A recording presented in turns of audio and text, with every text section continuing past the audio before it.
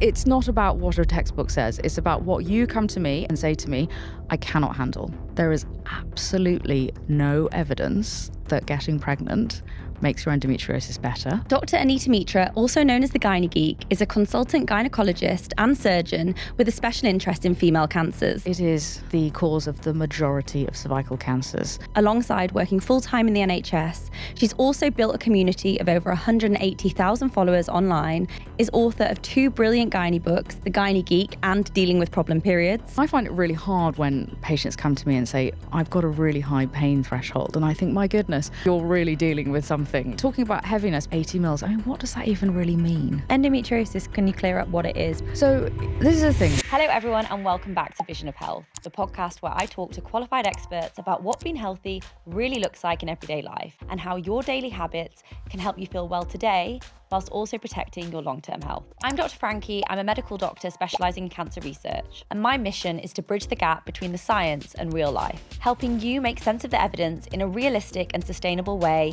without falling victim to trends and fads. So whether we're talking about nutrition, sleep, gut health, movement, mental health or longevity, this podcast is here to help you build your vision of health. I'm Dr. Frankie, and this is my Vision of Health.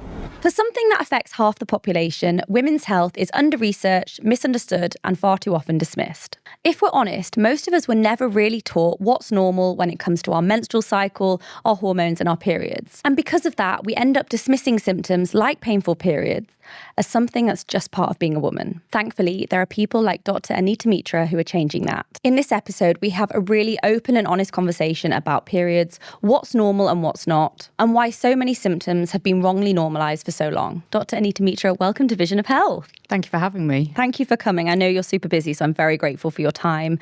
And I've just seen so much conversation, over the last couple of years about women's health, which is brilliant, but that also comes with the territory of a lot of misinformation. So in this episode, we're going to get really into periods and the menstrual cycle and just clear up what the science actually says. Definitely. I'm really looking forward to it. Absolutely. I think one of the biggest injustices in women's health is education. We're not properly taught about our menstrual cycle in school, despite it affecting half the population. Why do you think that gender gap still exists? Well, I mean, you're so right what you say. And I have to say that, as someone who talks about periods all day, every day, my understanding of a period from what I was taught in school was that an egg cracks and the contents of what comes out as a period, which is not true. But if anybody needs this clearing up, okay, we do release an egg, all right. But what comes out when you have your period is actually the lining of the uterus. So we call it the endometrium. It's coming out, it's the old cells, it's mucus and it's blood, and that's what's coming. It's not actually the contents of that egg that we have released. So it is a huge injustice that we are not educating people about this. And that's something that I see day to day in my practice. I see people coming to me with dreadful problems that they've been experiencing for years and years and years. And I think it's the lack of education, lack of understanding of what's going on with our bodies that often delays help seeking, which can be obviously incredibly detrimental in terms of the suffering that people go through, the impact it has on people's quality of life, but also it can actually shorten people's lives if they have, for example, a cancer. That's something that's really terrible and something that we could be preventing with simple education. I think in schools it's difficult because I think that there's not that. I think in the general population, we don't understand enough. And I think that often people don't feel able to educate young people. And that's why I feel so strongly as a gynaecologist that I am online educating people. And I remember when my first book came out, had so many teachers actually contacting me saying, thank you so much for this. I feel so much better equipped to actually talk to my students about this. And again, I think that's a problem when it comes to parents not knowing how to explain things to their children, because ultimately this is something that I really believe has to start from a very young age. What age do you think we should be talking to our children about this? Because if I think back to when I started my period, I think I was 12 and I had not had the conversation with my mum yet, and I hadn't been taught it at school. And honestly, I remember thinking I'd pooed myself. I was out, it was a snow day. We don't get them in London, but we definitely do up north. And I was playing outside and I remember going to the bathroom and being like, oh my God, what's happening to me? I've just pooed myself and I didn't even realise. And I went home to my mum and I said, Mum, I've pooed myself. And she was like, I don't think you have. And that's when we had the conversation. But I think back to that still, and I think had we had that conversation earlier, I wouldn't have had that moment of panic and I might have known what was going on. Yeah, absolutely. And I think it's hard, and I think that there's probably a lot of mum guilt in the world, because mothers feel that they should have spoken to their daughters before about this. But the problem is that they haven't grown up having had that conversation, and so it's just this myth and taboo that persists. Look, I personally think that we should just normalize everything right from the start. So my children, they know the word vulva. So my kids sometimes say that I'm a vulva doctor, which is great because ultimately, that's what it's called. Yeah. And I think that if you teach someone the real name from the start, they're not going to feel awkward about saying the word vulva. So my 3-year-olds don't feel awkward saying the word vulva. They just think that's the word. Whereas if you teach them it's called a flower, and then suddenly when they're, 16, the word's vulva. Oh, that's a funny word. I'm not used to that. So you just, normalize things right from the start. And I think it's so important because not only does it break down that taboo, it just enables people to have the language if they need to seek help. And I think also, we have to think about the fact that if, a child needs to tell an adult what's bothering them, it's so much easier if they can just say vulva. And sometimes my daughter says, Mummy, my vulva's itching. And I'm like, perfect. Okay, great. We know what's going on. I'm not looking at your bottom, for example, if you tell me your bottom's itching or whatever. I know what the problem is. And then unfortunately, obviously, there's the whole sort of aspect of abuse. If somebody's touched your child, that, again, you really want to know. So I just think that from so many points of view, it's really important to really normalise it. What just sprung into my head then was when you get period cramps and often we go, I've got stomach pain, I've got tummy pain, when actually you haven't got stomach pain, you've got uterus pain. And you're right, the terminology is a lot better if we can actually identify what's going on. Yeah, absolutely. And it's really fascinating because when I do our diagnostic clinics, so some of the work that I do is a special clinic where people are sent to me with suspected cancer symptoms. And so I see them, I take a history, I will do any kind of scans, I will take biopsies, do all the investigations and sort of piece everything together. And it's actually really fascinating because quite often what's written on the referral letter, when I speak to the patient, isn't actually what's going on. So even with medical professionals, there can be this kind of misunderstanding of what somebody's actually talking about. And that's okay. It's not affected that person's treatment or management probably because they've been sent to me as the right person. But if we're talking about tummy pain, well, there's lots of doctors who, for example, deal with tummy pain of various types. And you might actually need a gynaecologist, but then you end up going around the houses and going to, a gastroenterologist or a kidney doctor or so many different things, so many different specialties before you actually come to the right person. Absolutely. So before we get into problem periods, can you talk us through what a normal menstrual cycle, a normal period looks like? Yeah, so it's different for everybody, okay? And there's a textbook definition of what a normal menstrual cycle is. So the first thing to be really clear is that the menstrual cycle is essentially the whole month in air quotes. So the first day of the menstrual cycle is the first day of your period. And the last day is the day before your next period. So it's everything that's happening in that whole kind of, we say textbook 28-day cycle. So about maybe 10% of us actually have a 28-day cycle. But anything between 21 to 35 days is classified as normal. And your period, I would generally say it should be something that's manageable for you. Okay, so it shouldn't be so heavy that you are flooding, unable to leave the house. I've had people who say, oh, for the first day, I can't leave the house. I have to sit on beach towels because there's so much bleeding. And, they've been led to believe that's normal. It shouldn't be so heavy that you are becoming anemic. So having heavy periods is the most common cause worldwide of iron deficiency. So anemia is a massive problem. And sure, you can take iron tablets for that, for example, but actually maybe what we ought to be doing is really addressing why that's happening. So true. It also shouldn't be super painful, okay? And this is really subjective. And For me, I always say you shouldn't be clock watching and thinking, when can I take my next painkillers? It is normal to get some pain, usually for the first day or two, okay? But it shouldn't be unmanageable. You should really be able to do the things that you want to do. And the reason why periods are painful is because the uterus, so the womb, the muscle has to squeeze, and it squeezes in the same way that it does if you're in labor. It's trying to get all the contents out. It's trying to shed the lining. And that can cause pain in the lower abdomen, but it can also cause pain in your buttocks and down into your legs because of the crossover of the nerves. And so again, you might experience that, but it shouldn't be to the point where you can't do the things you want to do. Mm-hmm. And I find it really hard when patients come to me and say, I've got a really high pain threshold. And I think, my goodness, that kind of tells me that you're really dealing with something quite significant, but you felt that you had to just get on with it. Yeah.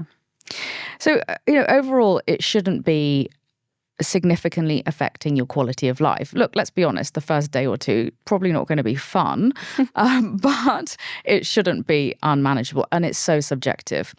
Now, again, talking about heaviness, people say 80 mils. I mean, what does that even really mean? It's not about what a textbook says. It's about what you come to me as an individual and say to me, I cannot handle. Interesting. I'm sure there's lots of people that is going to trigger them actually thinking, what have I been putting up with for a long time? Yeah, absolutely. And I think that there are so many people who feel that they have to put up with things. And I just want to really say that, I understand that there are so many stories of people who have been dismissed, but there are a lot of people out there who do really want to help. And anyone who gets you as their gynaecologist is so lucky. I'm sure I'm not alone when I say we've been hearing the term hormonal imbalance everywhere online. Do you think this is a helpful term, or is it an oversimplification? I do think it's an oversimplification, if I'm honest. And I think the thing about hormones is that they are so complex. And let's be realistic, there are very few people in this world who really truly understand hormones. Now, I understand hormones from a very small point of view. So as a gynecologist, you do learn about female hormones, and I understand about, for example, the menstrual cycle and how other hormones can interact with that. But anything beyond that, I am calling an endocrinologist, okay? They are the hormone experts. And I speak to endocrinologists very frequently because it's so complicated. And sometimes, to be honest with you, when I think about hormones and what's going on and who's talking to who, I'm so baffled. And so, I phone a friend. So that's why I'm always really confused when I see people online who are just making hormones sound so simple, because let's be honest, I'm baffled most of the time. I completely agree. I don't think we should be taking advice from someone online talking about hormonal imbalance that can't actually name 3 hormones and what they do. Yeah, exactly. But look, I think it's difficult because one of the things I would say is that hormones are meant to be imbalanced. That's how they work. So it's a shift in one hormone that talks to another, and then probably, the ultimate end game isn't to change that next hormone. It's maybe to change 3 hormones down the line. So there's a very, very complex network of hormones talking to each other. But yeah, I think that it is often oversimplification. It's often a commodification of women's health, which is a huge problem. And I think that we need to kind of get away from that term. But I think that we need more experts explaining about hormones, but ultimately, as individuals, I think that we're probably not really ever going to get to the point where we can say we truly understand hormones without being someone who's dedicated our entire career to it. I agree with that. When should someone stop normalizing their symptoms and actually seek help? You spoke then about how some people put up with it for a long time. What are the key red flags that should prompt someone to think, actually, something's not quite right, I need to seek medical advice here? So I think anything that's really affecting your quality of life, anything that's stopping you from doing what you want to do, what you need to do, playing on your mind. I always say, if it bothers you, bother someone about it. And it doesn't necessarily mean that you have something dreadful going on, have something that needs acting on. I think often I see people and I say, well, in the politest way possible, why did you not come and ask for help sooner? And often what they say is, well, I thought that I was going to need some kind of operation. I don't really fancy that. So, it's we're never going to force you to do anything, but also sometimes all it needs is simply a conversation to explain why something is happening. And that often will help with people's anxiety. But also, if there is something that we can do to help improve your quality of life, then it's definitely worth starting that conversation. So yeah, it's anything that, really stops you from achieving what you want to achieve. That means that you aren't going out, having, social life that you want to, being able to do sports you want to, being able to do all the things you need with your job, with your family, that kind of thing. How long does it actually take to get an appointment with a gynaecologist? That is a very good question. I think, look, there's lots of problems at the moment in terms of waiting lists. It's a massive problem. It's been a problem for a very long time. I think that we tend to blame COVID pandemic for everything. This is a problem that existed before that, but it's been massively exacerbated. I think the problem with gynecology is that a lot of it is not cancer, but cancer is not the only condition that should be prioritized. And so we see a lot of, I see people who have suffered, you can't quantify the amount of suffering that they have experienced. We've seen people needing to have, for example, blood transfusions on a frequent basis because of heavy bleeding, but unable to get the, absolute solution to what they need. People waiting for surgery, people being in pain. These are conditions that are having a massive detriment to them, to their livelihoods, but because they're not cancer, they're not often prioritized. And we use the term benign, and I actually really dislike that term because it kind of makes it sound like it's not something that's serious. Yeah. But honestly, if you listen to the suffering that these people have been through, you would never use the term benign ever again. That's so interesting. What's the most common thing that you see in your gynae clinic that should have been picked up earlier? I think well, pain, of course, is one of them. But one of the things I often see is people having irregular periods and being told it's fine, you don't need to do anything until you want to get pregnant. And this is actually the same for a lot of gynae problems. A lot of people being told it's fine, come back when you want to have a baby. Now, well, what does that even really mean? What's going on there? And that is one of the problems with gynecological health. We often call it the reproductive system, and I really dislike that term because it makes it seem like we're only prioritizing people's periods or, people's uteruses, for example, if they want to use them to reproduce. I think we also hear the term kind of like sexual health, being kind of combined with gynecological health. And again, that is a problem for me because I think that it really perpetuates that this is something, again, the word sexual is a taboo term in itself, but I think that it means that maybe you've done something wrong or, it's something that you've caused. And that's a real problem. But yeah, I see so many people who say, oh, I was just kind of told, oh, just go on the pill or just come back in a few years. And, or even worse, why don't you just get pregnant because it will make your endometriosis better. It will, stop you from having heavy periods. Well, let's be honest, most of us don't want to get pregnant most of the time. Most of us are spending, our teens, 20s, 30s trying not to get pregnant. And then someone's just giving you that throwaway advice. And, take endometriosis, for example. There is absolutely no evidence that getting pregnant makes your endometriosis better. And in fact, in the international guidelines, so there's European Society guidelines from ESHRA, they quite clearly say that we should not be giving this advice to people. So if somebody is telling you that, it is completely outdated, it is completely incorrect, and that is a massive red flag for me. We need to be giving people tangible advice and we need to be evidence-based. Absolutely. And just going back to that, when you said about everything going around pregnancy, doesn't that just stem back to school? When what we're taught about our periods and our menstrual cycles and our female health is all about how not to get pregnant. Yeah, absolutely. I mean, that's what kind of like sex ed was for me in school. It's obviously the egg cracking and the contents coming out, but then it's like, oh, but also don't get pregnant. Yeah. So then you're given this advice, don't get pregnant.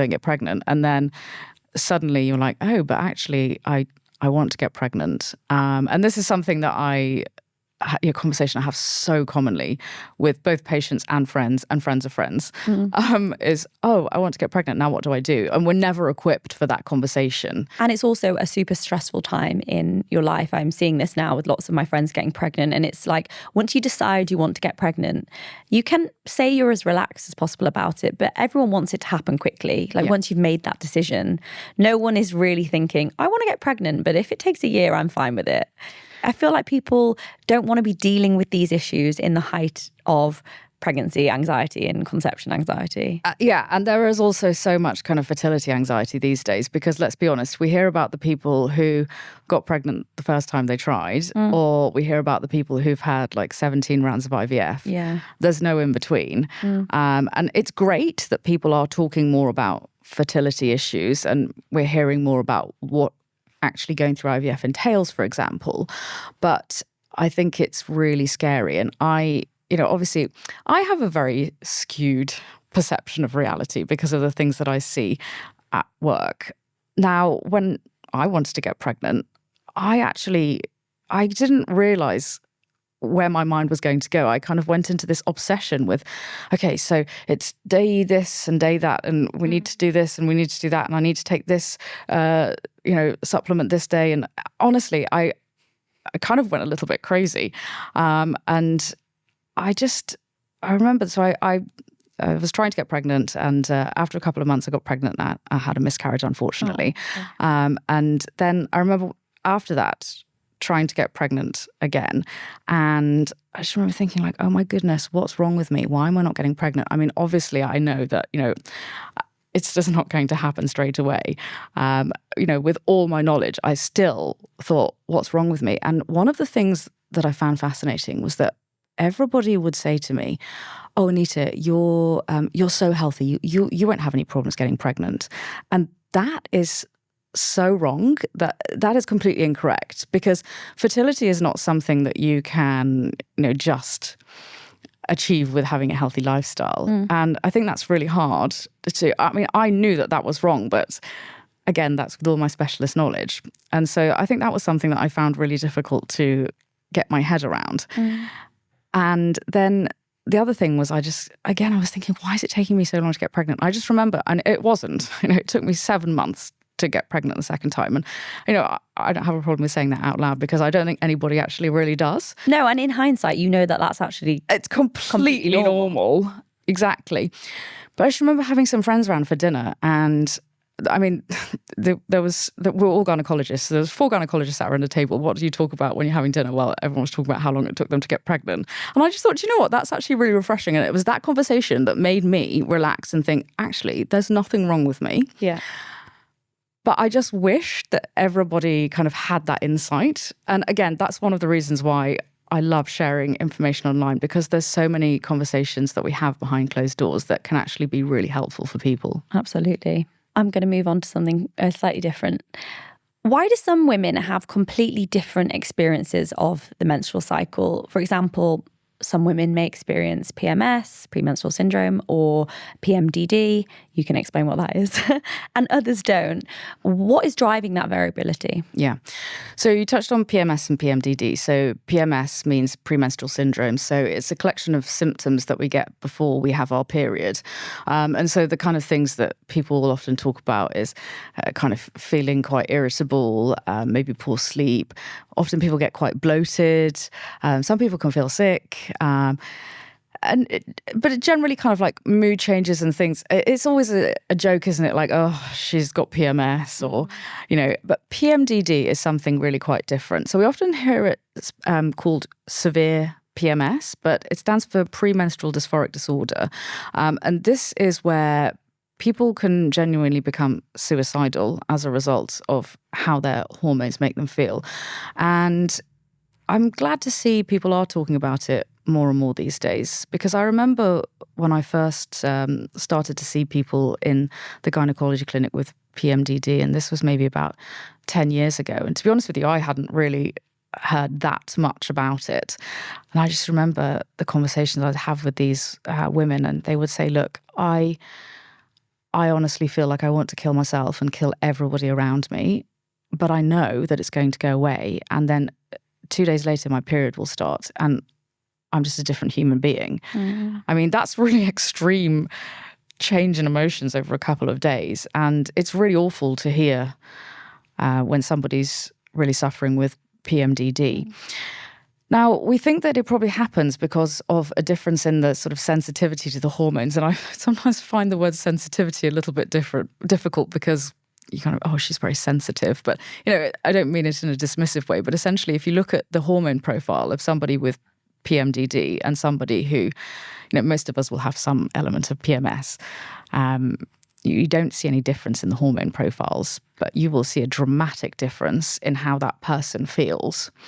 And so we don't truly know why it happens. But I guess if you look at, for example, how two people will feel if they take a certain kind of contraceptive pill, okay? So you might get a contraceptive pill that one person loves and one person hates. It's the same hormones, but it's just how that individual's body kind of reacts to it. So I think that's probably the easiest way to explain it. But it's a difficult one because it's not something that you can show on a test. And again, it's this problem of women being dismissed and being made to feel like they're a bit crazy, or it's something that's in their head. Well, it is ultimately something that's in our head, but it's something that's really terrible in our heads that's going on at that time. Yeah. I completely agree. And I think we get so fixated on like the bleed when actually we need to have more of an appreciation of how the hormonal fluctuations can affect us throughout the whole cycle. And that period before a period can be so huge for some people. And, other times of the cycle, other women might experience different fluctuations. Yeah. And we just get so fixated on the bleed, which is sometimes the least interesting part.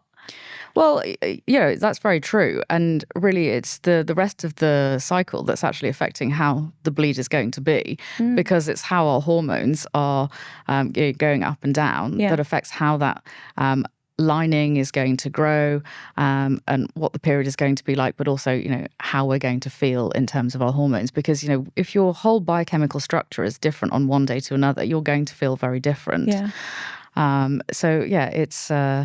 It is all about the entire menstrual cycle. Does someone on the pill or hormonal contraception experience PMS? Yes, absolutely. People can still get PMS, and we do still make our own hormones. But the cycle, the timing of the cycle is really being driven by the contraceptive pill that we are taking. So yes, you can still get PMS. And actually, some people use the contraceptive pill because it helps their PMS get better. Some people use it for PMDD. It can be really helpful. Sometimes what we do is we tell people to take it continuously so they don't get that period without the hormones, so that normally you would classically take that 7-day pill-free break, we call it. There are a lot of different ways that we can use the pill these days. Many people have heard of taking 3 packs back to back. We call it tricycling. That's something that's completely safe to do. But some people take it, for example, continuously. There's lots of different tailored ways that we can do it. And they are all safe because people are often worried, well, I'm not having a period, not having a bleed. It's quite different when you're on the pill compared to somebody who's not having a period if they are not taking any hormones. And the reason being, the pill has progesterone in it, or a synthetic version of progesterone, that protects the lining of the womb, protects the endometrium. And so it's not the same as not having a bleed when we're not taking hormones. That's really interesting, actually, because we were just chatting, and I think we should go into this now, about the risk of not having a bleed. So when women have PCOS, you were mentioning that actually there's some danger of not having a regular period. Can you explain a bit more about that? Yeah, absolutely. So PCOS, so polycystic ovarian syndrome, is a very, very common hormonal condition. And so what happens is that we have a lot of estrogen in our bodies. It gets converted to testosterone, and the ovary doesn't quite get the right signals to release an egg. So if we don't release an egg, that means ovulation. If we don't ovulate, we are not making progesterone. And remember I said that progesterone is what protects the lining of the womb. So what we are getting is a progressive thickening of the lining. And usually what happens is, in a normal menstrual cycle, estrogen is thickening the the lining in the first part of the cycle. We ovulate. Progesterone keeps it pretty constant and stops it from, sort of over thickening. And then, assuming that we don't get pregnant, there is a drop in progesterone, and that's what stimulates us to have a bleed. Okay. And so if we're not ovulating, we're not getting that protective part of the cycle, and we're not stimulating that bleed. So your lining is thickening. And over time, we can get what we call endometrial hyperplasia, which is a precancerous change in the cells, or this can turn into a cancer of the lining. And this is something that we are unfortunately seeing more and more often, because we are having people who are told, okay, you've got PCOS, that's why you're not having periods, but come back and see me when you want to have a baby. And that is completely wrong. If you have PCOS and you are not having periods, from a safety point of view, okay, what we need to do is either give you, for example, the contraceptive pill or the Mirena, something that's got progesterone in to stabilize that lining and prevent you from getting a cancer. Or what we can do is use a medication, another type of progesterone that you take. Ideally, we want you to have a bleed every 3 or 4 months. So we say one per season, so about 4 bleeds a year. So you would wait and see if you're going to have a period. And if you've not had one after about 3 or 4 months, you would take the medication. And then when you stop it, you will have a bleed. And that is a way of protecting the lining of the uterus. Unfortunately, over the last few years, I have done far too many hysterectomies for women in their 30s and 40s with endometrial cancer. And this is because they have PCOS and they are not being properly managed. And that's really, really sad. I think what's really stood out to me there is that a lot of the narrative online is, oh, well, they just put me on the pill. Yeah. And it's really demonized. And actually what you just told us there is that the pill can actually protect you from developing endometrial hyperplasia and endometrial cancer. Yeah. So it's not just putting a plaster on the situation. No, but I think that's, I have to say, I think part of it is unfortunately the fault of the medical profession. I think that we maybe haven't been very good at explaining this. And that's one of the reasons why I wrote my second book, Dealing with Problem Periods, because the book not only details these kind of conditions, but it explains how we diagnose them, how we treat them, and most importantly, why. Because we are not very good at explaining things. I understand if I went to a doctor and they, I said, I've got this problem, and they said, okay, go away, take that medication. Assuming it's not something gynecological related, I don't really understand why they've given me that medication. I need an explanation. And so there is so much demonization of the pill. And I do understand it, because if you don't like it, you have terrible side effects. I completely understand. It's not a perfect medication. I'm absolutely not saying that. But I think if we haven't done the proper job and explained to somebody why we're giving it to them, and for example, what the alternatives might be. Okay. Because it's a shared decision. And this is something I always say to my patients during consultation. I say to them, look, I've got lots of things I want to explain to you. I'm going to give you an explanation. Please jump in if you need to ask a question. But at the end, I am going to give you the opportunity to ask questions, because we're a team, and this has to be a shared decision-making experience. And so, look, I'm not perfect, and I'm sure that patients will come out of my consultation room often saying, oh, I don't really understand why she did that. But for me, I can generally tell. When someone leaves the room, I can tell if they've if they've understood. And that's really important to me. But yeah, I don't think that we are explaining necessarily why we're doing it. And I think that when often, for example, I have patients who come and say, I don't want any hormones. But by the end of the consultation, when I've explained to them why we're doing it, there's an understanding, and we make that shared decision that that's what we're going to do. Again, never any pressure. As long as I've explained, I'm happy for that individual to make the decision that they feel is most appropriate for them. But I do think we need to be explaining better about why we're doing it. Absolutely. When you prescribe hormonal contraception like the pill, what trade-offs are you consciously accepting between taking it versus not, that maybe we don't openly talk about with patients enough? Yeah, so I mean, obviously all medications have side effects. So anything that has an effect has to have a side effect. And so when we're talking about side effects from hormonal contraception, I think everybody knows these sort of awful things like, it can be difficult to get change in bleeding profiles to settle down. So, I mean, I had a Mirena coil put in. I've got adenomyosis. I was having really painful, really heavy periods. And I'll be honest with you, and I say this to my patients, I didn't realise how long it would take for the kind of irregular bleeding to settle down. And I definitely had to be a bit more patient than I was anticipating. But there's all the bloating, people can get headaches, mood changes, so many different things. And every individual will be able to tolerate different things because they, have their reasons for wanting to take it, for example. I think we've all heard about blood clots and the oral contraceptive pill, for example. I mean, the risk with newer types of oral contraceptive pill is really not particularly high compared to the older types. And the risk of blood clots from the contraceptive pill is significantly less than if we are pregnant or in the postpartum period, which is the highest risk of blood clots in any woman's lifetime. I actually published a paper during COVID about the risk of blood clots with the contraceptive pill because lots of journalists were using the comparison of the pill compared to the risk of blood clots with COVID vaccines.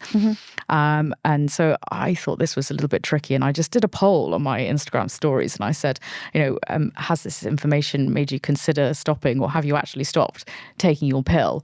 And a surprising portion of people said yes, and I just thought that's actually really shocking because, when the news first broke about the link between the pill and blood clots, the year after there was a huge increase in the number of abortions carried out in the UK as a result of that. And so, that's obviously, a very extreme example maybe, but, it can have a massive impact on somebody's life if they are given either overinflated or incorrect information about what a medication does or doesn't do. And I always think the pill is like a restaurant review. If you've had a really terrible time or a really amazing time, you're more likely to talk about it. But there are thousands of women that are taking the pill that have a completely fine time and just don't talk about it. Well, it's funny you say that because every time I write something about the pill or the coil or something, the comment section is always the negatives, but people DM me about the positives. Interesting. Which is really fascinating because actually people love a horror story. And I understand that a lot of people, have suffered as a result of the side effects, for example. And so they want to share that because they want to try and prevent other people from going through that. It's like a sisterhood, isn't it, in a way? But it can be detrimental. And so I had done a post about when I had a Mirena coil put in, because I put it off for years because I was really terrified. I've never had one. I'm scared of it. Well, I mean, I was scared, but I have to say it was absolutely fine. And that's my personal experience. But I mean, there were so many horror stories in the comments, but I actually had done a poll and the majority of people actually said having it put in wasn't as bad as they expected. And then all the positive stories were in my DMs where no one could read them. So there's actually a website called The Lowdown, which rates different contraceptives, and you can read lots of people's opinions. But again, often it's the sort of horror stories that we hear. But, horror stories are entirely valid, and I'm not trying to sort of negate someone's personal experience. But I just think that we only know what's going to happen when we actually try it, which is difficult because you have to give these things a couple of months. But I honestly see so many people who say, look, all these stories online, they make me feel so bad for taking the pill, but actually it's the thing that really gets me out the front door every day. And I think that's important because we forget, and it's easy to forget, that many people are taking the pill for contraceptive purposes, but there are so many people with gynecological conditions that actually need it as part of their management plan. And when we are demonizing the pill and hormones in general, we are kind of doing an injustice to people that actually need it as a medication. That's nothing to do with contraception. Yeah, absolutely. You're so right. And the other thing is that we never hear the positive side of what it can offer, which not only is the reduction in symptoms. Look, I'll hold my hands up. It's not treating any of the conditions that we are using it for, but it is reducing those symptoms. But we also never hear about the fact that it does reduce our risk of endometrial cancer, so cancer of the lining of the womb, of ovarian cancer and of bowel cancer. Does it do that in someone that doesn't have a gynae condition? Yes, absolutely. So anybody who's taking it can reduce those risks. Okay. Now, it does slightly increase our risk of cervical cancers and breast cancers, and that wears off. So that is the case while we're taking it and for a couple of years afterwards. But the protective effect against the endometrial, ovarian and bowel cancers, which are cancers that, we don't, endometrial and ovarian, we don't have any screening for. Bowel cancer, of course, there is a screening program. But that positive impact, that protection actually goes on for many decades after we stop taking the pill. Fascinating. I want to just go back to problem periods, and then I really want to talk about cancers, obviously, my interest. We've chatted about painful periods and what's normal and what's not and when to seek help. But something that always shocks me every time I read it is that I think it's an average of 8 years before people get an endometriosis diagnosis. Why is that? Is it because it's hard to diagnose, or do you think it's because the pathology is kind of wrapped up in what we label as normal? I think it's lots of those things. So I think that there are, unfortunately, people who've been dismissed. As a medical profession, we haven't listened to people. I think that there has been, it's this whole thing about hysterical women. It's normal to have period pain. I mean, I can't even tell you the awful things that some of my patients have been told is normal, when it's quite clearly not. We don't have a very good diagnostic test for endometriosis. We can see it when we do a laparoscopy, so keyhole surgery, but, should you really be needing to go through a surgery, which has its own risks, albeit fairly small, but, it's an operation, that's not really a very good diagnostic test when we think about other conditions. And I think that it's just the symptoms are very common and often are misdiagnosed as other conditions. So many people have been told, for example, that they've got IBS, or, so many people who, for example, have had their appendix taken out as a result of pain that was actually endometriosis. Mind-blowing. And endometriosis, can you clear up what it is? Because it's a bit more complicated than people realise. So this is the thing. People think it's a sort of period-related condition. It's not. It's a whole body condition. So it is a condition where tissue similar to the endometrium, so the lining of the womb, grows outside of the uterus. So it can grow anywhere. So typically we see it growing on the outside of the uterus. We can get certain types of ovarian cysts called endometriomas. These are also called chocolate cysts. It grows on the skin that lines inside the abdomen, which is called the peritoneum. It can grow on the bowel. I was operating on, I did 2 operations for people with endometriosis yesterday, one of whom had it on her diaphragm, so underneath the ribs. It can grow in the chest even. It can grow all over the place, but it's not a problem just with your periods. So typically it will cause often very painful periods. They can be heavy, but it causes pain throughout the menstrual cycle. It can cause pain when you pass urine, when you open your bowels. It can cause pain when you have sex. And that's another thing, is that we normalize pain during sex for women. It's a whole systems condition. I have a patient who I operated on a few months ago now. She had terrible endometriosis. And she actually needed a hysterectomy for another reason, but essentially we did a hysterectomy and also treated her endometriosis at the same time. And when she came back to see me in the clinic, she said, I feel great. And what's really interesting is that when I lie on my left side, well, I actually can lie on my left side. She said, when I previously lay on my left side, I used to get this awful pulsating feeling. And it would go all the way up to kind of like underneath my ribs. And I said to her, that's really interesting, because you know what? When we were doing your operation, when we were, we have to sort of free up the tissue around the ureter, so the tube from the kidney to the bladder. That was really encased in endometriosis, and we've freed all that now. And so I think what was happening was that she was lying on her side, and it was, the ureter, which normally kind of like squeezes the urine along, it was completely trapped, and now it was free. So, that's something that she was experiencing. You would never think, oh, that must be endometriosis, because we think of it being a period-related condition. Yeah. So it's, it's really terrible. But, I learn so much from patients. And I think that that's one of the most important things when we think about being a doctor or being any kind of healthcare professional. There's so much written in textbooks, and that's really only scratching the surface of what's going on. And when I listen to my patients, when I hear the stories that they tell, that's why actually stories online can be incredibly helpful. Storytelling is such a powerful educational tool. We obviously have to, it's individual to everybody. You can't expect that one person's experience is going to be yours, but there is so much to learn, both for the general public, but also for medical professionals from people's stories. And listening is honestly one of the most important skills if you want to be a good doctor, a good healthcare professional. Absolutely.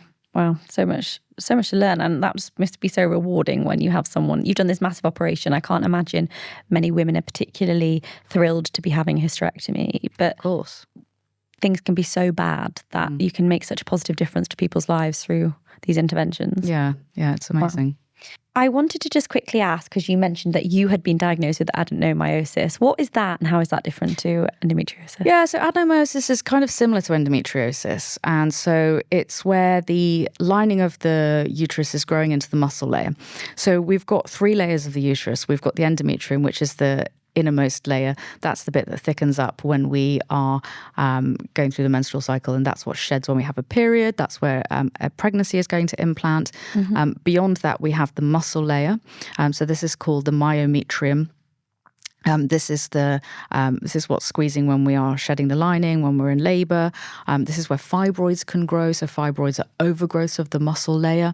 And then we have, on the outside, we have what we call the serosa. So this is kind of like the shiny, smooth surface of the outside of the uterus. And it's what enables all our organs to slide over one another. And that's what should be happening. So when we have endometriosis, things are not sliding. They're not moving over one another in the same way because things are scarred and often very stuck together. So if we have adenomyosis, that lining is growing into the muscle layer. And what happens is it still responds to the hormones. It thickens up when we are getting ready to have our period. And then it's shedding when we are having our period. But because it's in the muscle layer, it's not really getting out in the same way. Your period can be incredibly painful. Often I've, felt really sick and felt really faint. When this has been going on, I mean, lots of people have had it a lot worse than me, I have to say. But it's because that muscle layer is getting really irritated because it's trying to kind of get the blood out. And often the uterus itself gets very enlarged. So in the textbooks, you'll see the word globular. And I can look at someone's uterus during an operation and I can say, I know that histology report is going to come back saying that this person has adenomyosis. We can see it on scans as well. So we can see it on an ultrasound or an MRI scan.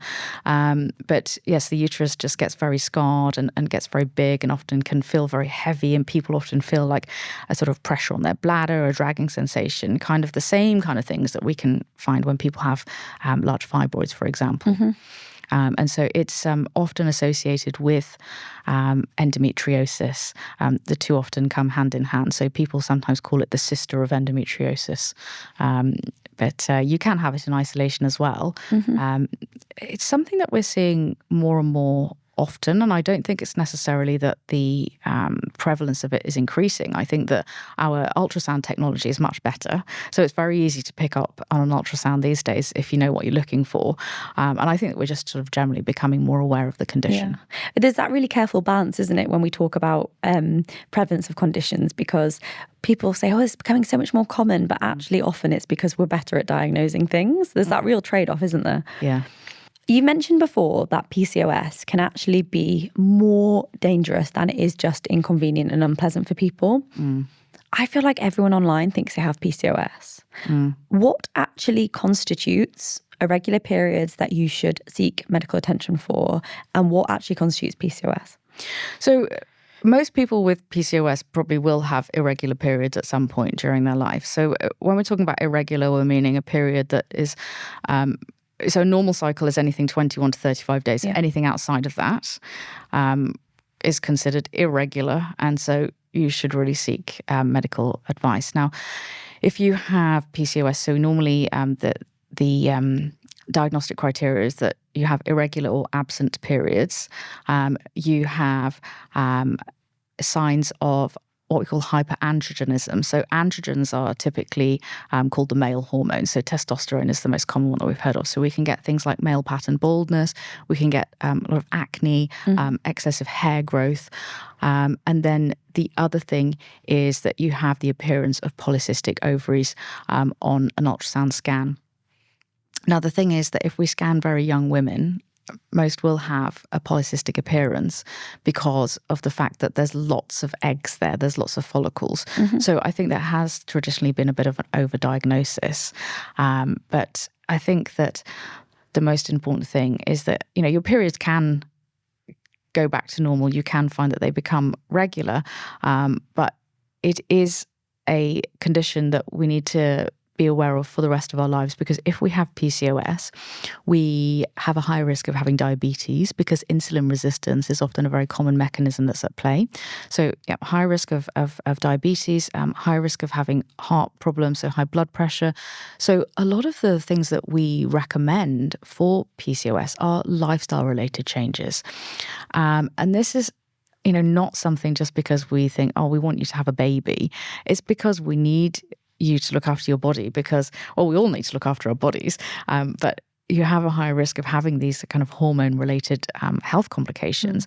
And it is all about looking after our bodies for the long term. That's what we're all about here. Absolutely. You have done a lot of work on the vaginal microbiome. That was what your PhD focus was. How clinically relevant is it in day-to-day practice for individuals? Is it something that we should be trying to improve like we do our gut microbiome? So the vaginal microbiome is the population of bacteria that grows in the vagina. And we are meant to have a bacterial population there. The vagina is not meant to be sterile. And I think this is something that we've become increasingly aware of, that we have lots of bacteria in our bodies. And I don't know if you know, but actually the human microbiome was actually one of the kind of like most important developments from the Human Genome Project, because when we tried to sequence the human genome, we realized that there's so many genomes that are there that aren't human. And that's really how the understanding of the microbiome came about. Now, the most common type of bacteria that we'll find in the vagina is lactobacillus, okay? And there's a couple of different types of lactobacillus. And that's typically associated with health, but that's not to say that in some people, they don't have very much lactobacillus in the vagina. That doesn't mean that they are unhealthy. And so I think that's one of the things that's a little bit difficult when we talk about the microbiome. When it comes to the vagina, we don't really understand why some people have what is packaged as this healthy microbiome, why they do or don't have health conditions, and conversely, why people who have what we might term as an unhealthy microbiome don't have health complications, for example. Now, my research focused on the impact of the microbiome on HPV and cervical cancer. So just to kind of explain that as an example, we know that there are certain profiles that are associated with a reduced chance of having HPV, of being able to clear it and getting cervical cancer. But that doesn't mean that everybody with that type of microbiome is safe or doesn't have HPV, doesn't end up getting cervical cancer. So it's really difficult because we have all this kind of information, but we still don't really understand how to apply it clinically. And I think that's one of the problems, because there's lots of different companies that make microbiome testing kits. But what do you do with them? But what do you do with them? It's really difficult. And there's so many different probiotics out there. Some are definitely better than others. But again, it's really difficult to be able to say that, yes, everybody needs to be taking a probiotic, or everybody with this condition needs to take a probiotic. It's really difficult. So from my point of view, I think the most important things we can be doing for our vaginal microbiome is not smoking. Okay. I think smoking is out of fashion these days, isn't it? We don't really know if vaping. We don't really know if vaping's safer. Yeah. Okay. And we should be eating plenty of fiber. Fiber, we know it's good for our gut microbiome, and we think that the gut microbiome has an impact on what the vaginal microbiome is like. So if we are doing all the things that we would normally do for our gut, it probably helps with our vagina. And definitely not douching or using any kind of things to clean inside the vagina. there are lots of different kind of like washes out these days, and often they are marketed as being pH balanced. But the thing is, it's not about the pH of the product that we're using. What we're doing with those kind of products is we are washing away that really good bacteria, because the lactobacillus, they don't cling on to the tissues as well as a lot of the other bacteria that we know is associated with things like bacterial vaginosis, for example. Yeah. Those bacteria are really good at clinging on, okay? They make something called a biofilm, which is like a scaffolding, which is a great home for all this kind of, I hate using the term bad bacteria. I hate things that are good and bad, but, just to simplify it, it allows them to populate, and it's really difficult to get rid of. And so if we are then just constantly washing away all the good stuff, that stuff that we don't want to be there is going to just have a stronghold and take over. Yeah. So it's not really about the pH of it. It's about the fact that it's washing away all the lactobacillus that we really want to have in our vagina. Great to know. You touched there on HPV and cervical cancer. I would love to cover that really quickly. HPV, I think it's so scary for people because you go for your smear test, you get this HPV result. If you've got positive HPV, I get a lot of questions asking me, is this an STI? What do I do? Can you explain firstly what HPV is, but also why we actually test for HPV and not actually for abnormal cells of the cervix in a smear test? So HPV stands for the human papillomavirus, and it's a virus that's all over our bodies, on our skin. And there's certain types that when they get to the cervix can, in a small number of people, cause cervical cancer. So these are called high-risk HPV subtypes, and the most common is 16 and 18. So HPV 16 and 18 cause about 70% of cervical cancers. And so it's not truly an STI in the way that, for example, like chlamydia is, for example. So the HPV gets to the cervix through sex or sexual contact, okay? And that may be with another individual, but it can also be from, for example, masturbation or using sex toys, for example. That can also get HPV to the cervix. And so you don't necessarily get it from another individual. And that's what I mean by it's not the same as a lot of other STIs. You can have it on your own body, but sex is getting it to the cervix. And the thing is that men are kind of like a vector. And so men don't really carry HPV for as long or in the same way as women. And so it's always difficult to explain it really when people come in as a couple and say, well, does my partner need to be tested? What can they do? There's no way to test for it in men. It can cause cancers in men. It can cause penile cancers, anal cancers. It can cause throat and mouth cancers, just as it can in women in the same way. But in women, it tends to cause cervical cancers. So we now know that it is the cause of the majority of cervical cancers. And this is one of the biggest developments in gynecology in the last few decades, because we didn't really know this, and that's how we've been able to develop a vaccine. So we used to previously test for abnormal cells because we didn't know about the HPV. Right. And so now we've realized, well, if we can actually test for the thing that causes these cells to become abnormal, then we can actually prevent more cancers.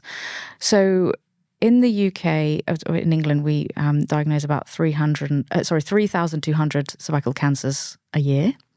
And now, by testing for the HPV in the first instance, we can actually prevent about 290 extra cancers per year. So it sounds like a small number, but it's not really. When you think about that's nearly 10% of all the cervical cancers. And let's be honest, cervical cancer is not a very nice disease.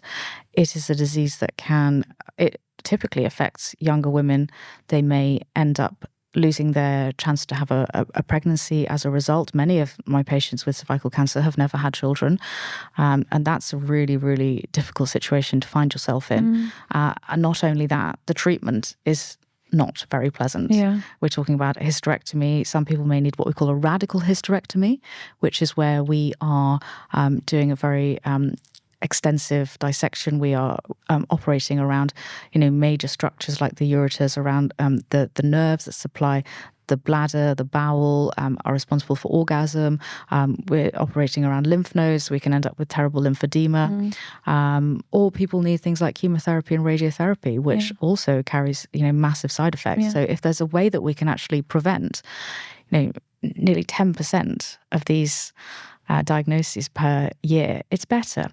And it also means that we are more certain if somebody has a negative result that they are much less likely to get a cancer in the next few years compared to the previous way of doing it, of looking at the cells. So it is a better way of preventing more cancers. So if the smear test is in the first instance testing for HPV, do I still need to have a smear test if I've had the vaccination? Yes, absolutely. So, I mean, all vaccinations have, not all vaccinations are perfect. Yeah. We know that. And so it doesn't, the vaccine that we have at the moment, it will protect against about 90% of cancer-causing HPV types. Mm-hmm. So we still have a small proportion of the virus that can affect us.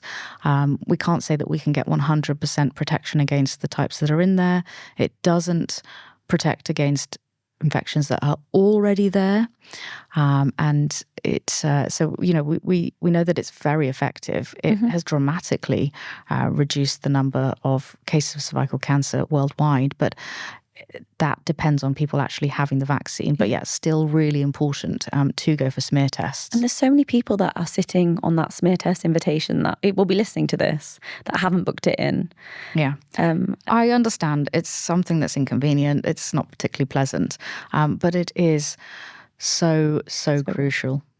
And just a reminder, it's not a test for cancer. It's a preventative thing, because I think a lot of people are really worried about facing the music. You know, they don't want to look, they might find something. And unfortunately, that's still the mindset of a lot of people. Definitely. But it's a preventative thing. Absolutely. And especially if you haven't been vaccinated, it is the single best thing that you can do to prevent it. And I have to say that, in a lot of my patients who do have cervical cancer, many of them have missed a smear test. So it's not their fault. I understand that it's very multifactorial, but it is something that we can tangibly do. Absolutely. If someone is struggling with their periods right now, what are 3 evidence-based things they can do today? So, seek help, seek help, seek help. I have to say that I think that because we often hear a lot about lifestyle and women's health online, I just have to say that, none of this is your fault. And a lot of it is not something that you can use diet or exercise to get rid of. Absolutely. You and I are massive fans of looking after ourselves, eating well, exercising well. But if you have a real problem, things like fibroids are not going to go away if we are doing more exercise. If you're having really heavy periods, there's something we can do that is going to be more effective than, for example, doing exercise. So, I just want people to know that it's not their fault, and you shouldn't feel that because everyone's online saying, well, I ate this and I did that made my symptoms better. It's not that you're lazy. It's still completely valid to ask for help from a medical professional. Absolutely. What is your vision of health? My vision of health is, really looking at the long term. I think that for the last decade or so, we've been quite fixated on what we look like, or seeing that as a marker of health. And everyone wants a hack, everybody wants a short-term fix, but we have to look at health as being an investment that we make for the long term, so that we're able to do all of the things that we want to do for as long as we can. We need to focus more on the quality of our lives, as well as how long that life is. But for me, it's, really thinking, what can I do today that's going to help me in 30, 40 years to do all of the things that I want to do?